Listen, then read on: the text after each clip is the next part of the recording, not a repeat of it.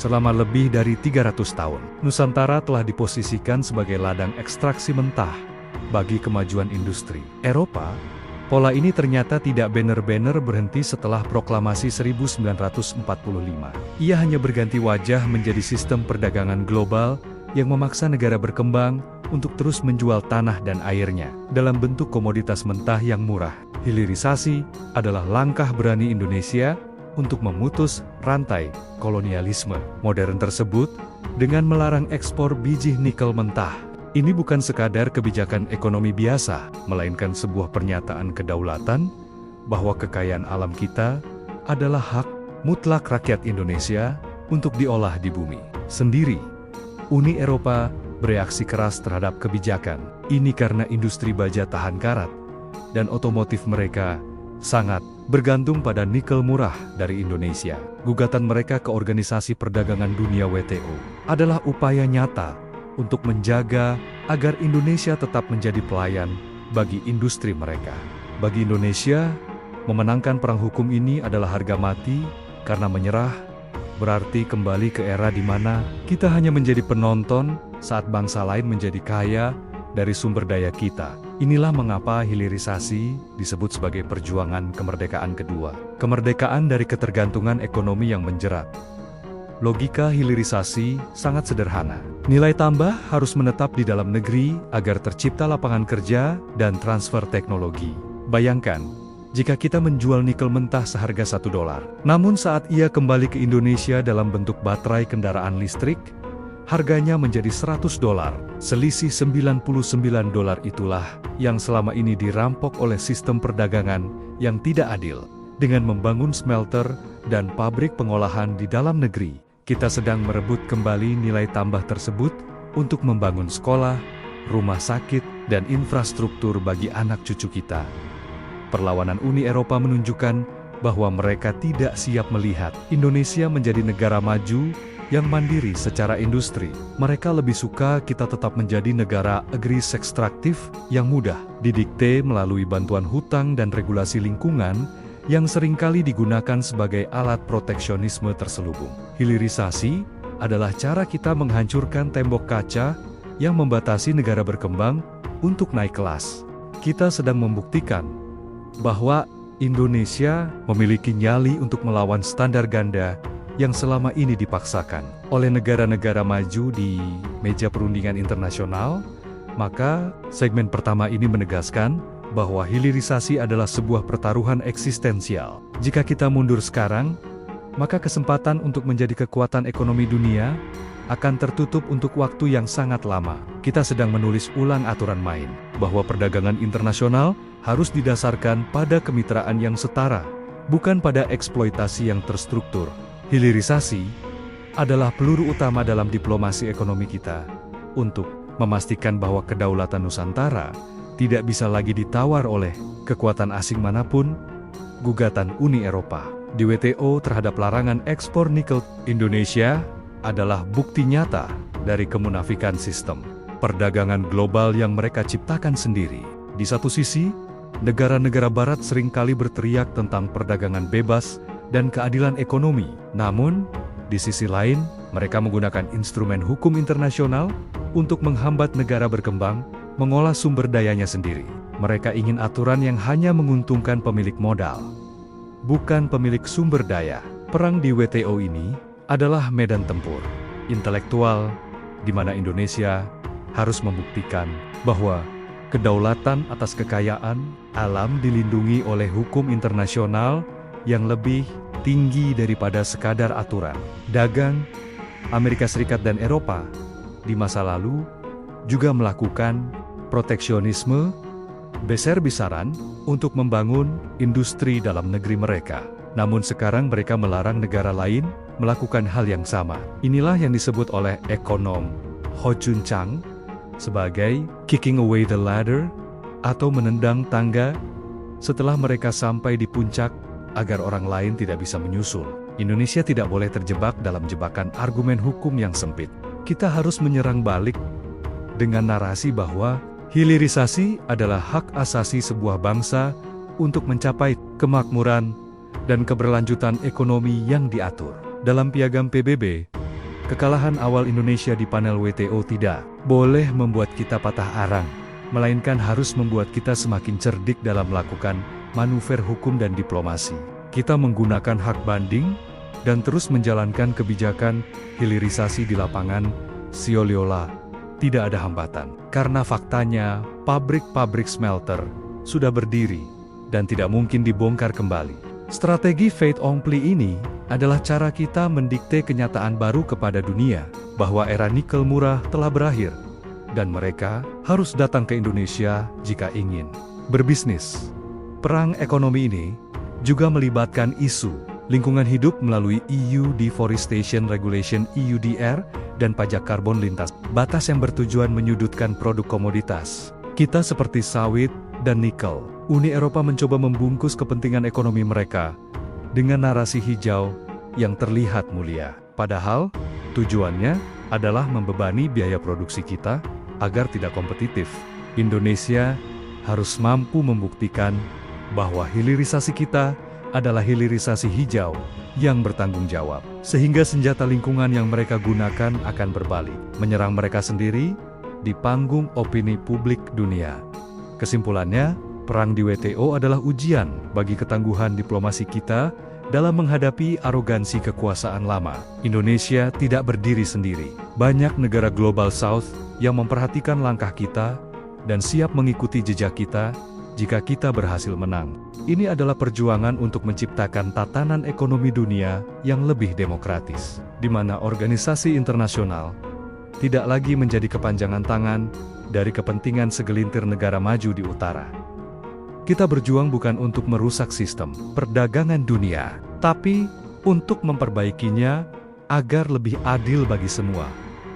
Dunia sedang bergerak menuju era dekarbonisasi, di mana kendaraan listrik akan menggantikan kendaraan berbahan bakar fosil dalam waktu yang sangat singkat. Jantung dari kendaraan listrik adalah baterai, dan komponen terpenting dari baterai tersebut adalah nikel murni kelas 1 yang melimpah di Indonesia.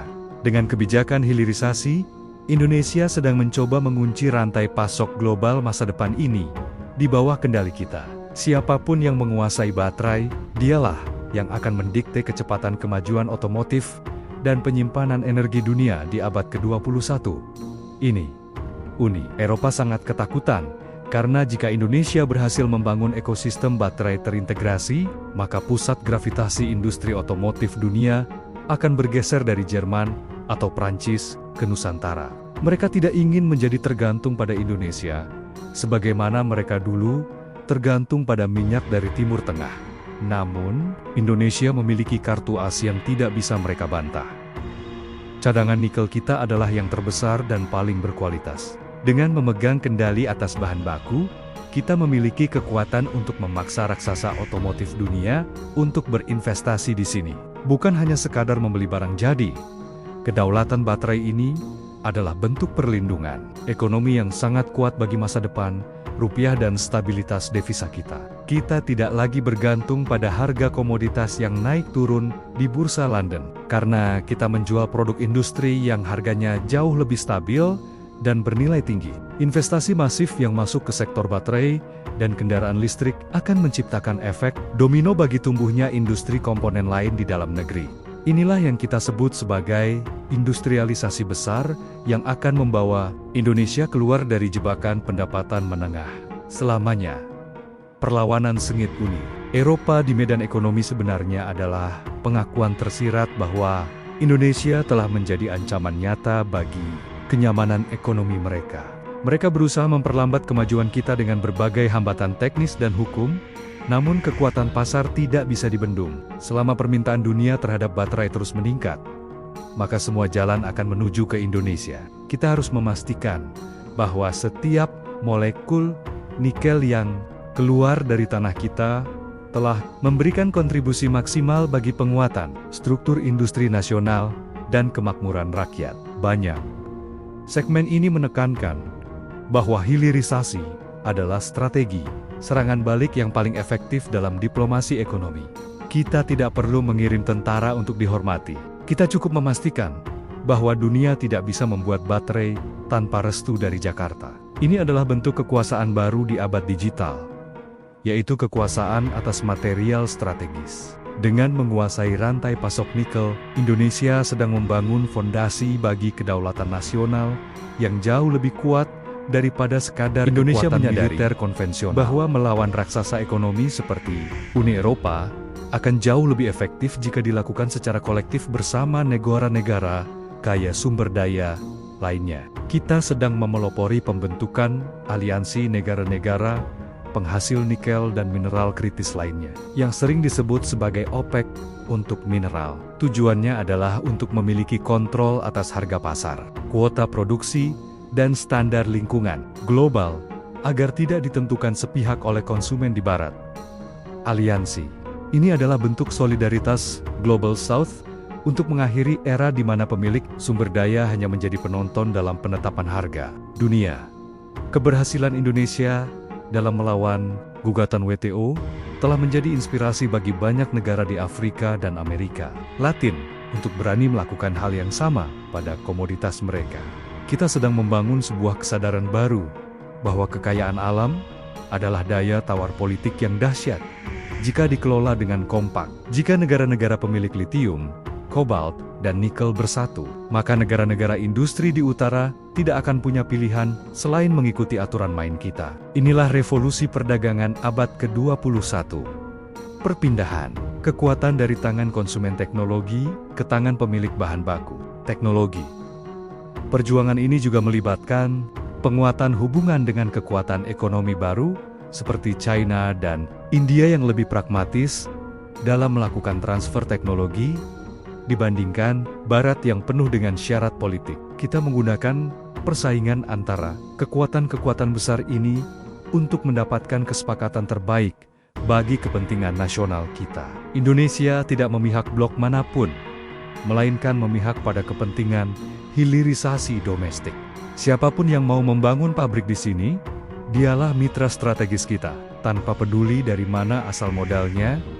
Membangun aliansi ini bukan berarti kita ingin menciptakan konfrontasi yang merusak ekonomi global, melainkan untuk menciptakan keseimbangan. Selama ini, organisasi internasional lebih sering berpihak pada kepentingan negara-negara maju yang memiliki kekuatan modal besar. Dengan adanya aliansi mineral, kita memberikan penyeimbang agar suara negara berkembang, didengar dan dihormati. Inilah perjuangan kemerdekaan kedua. Kemerdekaan untuk menentukan harga atas keringat dan kekayaan alam kita sendiri di panggung dunia yang kompetitif. Melalui aliansi ini, Indonesia memposisikan diri sebagai pemimpin intelektual dan strategis bagi bangsa-bangsa berkembang. Kita menunjukkan bahwa kemajuan tidak bisa diraih dengan mengemis bantuan, tapi dengan mengelola apa yang kita miliki secara berdaulat. Perang ekonomi melawan Uni Eropa adalah ujian pertama, dan kemenangan kita akan menjadi kemenangan bagi seluruh negara Global South yang ingin merdeka secara ekonomi. Nusantara sedang bergerak menjadi pusat gravitasi baru yang akan mengubah peta kekuatan ekonomi dunia untuk selamanya. Hilirisasi adalah harga yang harus kita bayar untuk mencapai visi Indonesia Emas ke-2045. Kita harus siap menghadapi tekanan, sanksi, hingga isolasi ekonomi dari pihak-pihak yang merasa terganggu kepentingannya. Perjuangan kemerdekaan pertama pada 1945 mengusir penjajah secara fisik, namun perjuangan kemerdekaan kedua ini adalah tentang mengusir penjajahan dalam bentuk sistem ekonomi yang tidak adil. Jika kita menyerah hari ini karena takut akan gugatan WTO atau hambatan dagang Eropa, maka kita sebenarnya sedang mengkhianati masa depan anak cucu kita yang akan kembali menjadi buruh di negeri sendiri. Keteguhan hati untuk tetap menjalankan hilirisasi meskipun ditekan habis-habisan akan memberikan pesan kuat kepada dunia bahwa Indonesia bukan lagi bangsa tempe yang mudah diintimidasi. Kita adalah bangsa besar dengan sejarah maritim yang kuat, yang tahu cara mempertahankan hartanya. Kedaulatan ekonomi adalah fondasi dari segala bentuk kedaulatan lainnya. Tanpa ekonomi yang mandiri dan industri yang kuat, politik luar negeri kita yang bebas aktif hanyalah slogan tanpa tenaga. Hilirisasi memberikan taring bagi diplomasi Indonesia di panggung dunia. Pemerintah, pelaku industri, dan seluruh rakyat harus bersinergi dalam perang ekonomi ini. Kita harus bersiap untuk melakukan penghematan atau beralih ke pasar alternatif. Jika Uni Eropa benar-benar menutup pintunya, namun sejarah membuktikan bahwa kebutuhan akan sumber daya selalu lebih kuat daripada hambatan politik. Pada akhirnya, mereka akan datang kembali kepada kita karena nikel Indonesia adalah kebutuhan yang tidak bisa mereka hindari. Ketabahan kita dalam menghadapi krisis jangka pendek akan membuahkan kemakmuran jangka panjang yang luar biasa. Masa depan Nusantara sebagai superpower ekonomi dunia sangat bergantung pada keberhasilan kita memenangkan narasi hilirisasi ini. Kita sedang membangun sebuah peradaban industri yang berbasis pada kearifan lokal dan kekuatan sumber daya nasional. Indonesia akan menjadi contoh bagi dunia bahwa sebuah negara berkembang bisa menjadi negara maju dengan cara menantang sistem yang ada, bukan dengan mengikutinya secara buta. Inilah esensi dari kedaulatan sejati. Kemampuan untuk menentukan takdir ekonomi kita sendiri di bawah bendera merah putih. Sebagai penutup, mari kita yakini bahwa hilirisasi adalah jalan lurus menuju kemuliaan bangsa. Setiap smelter yang berdiri, setiap baterai yang diproduksi, dan setiap kemenangan di meja perundingan internasional adalah langkah nyata menuju kemerdekaan yang hakiki. Jangan pernah gentar menghadapi ancaman bangsa lain, karena kebenaran ada di pihak kita yang ingin menyejahterakan rakyat sendiri. Indonesia telah memilih jalannya, hilirisasi atau mati.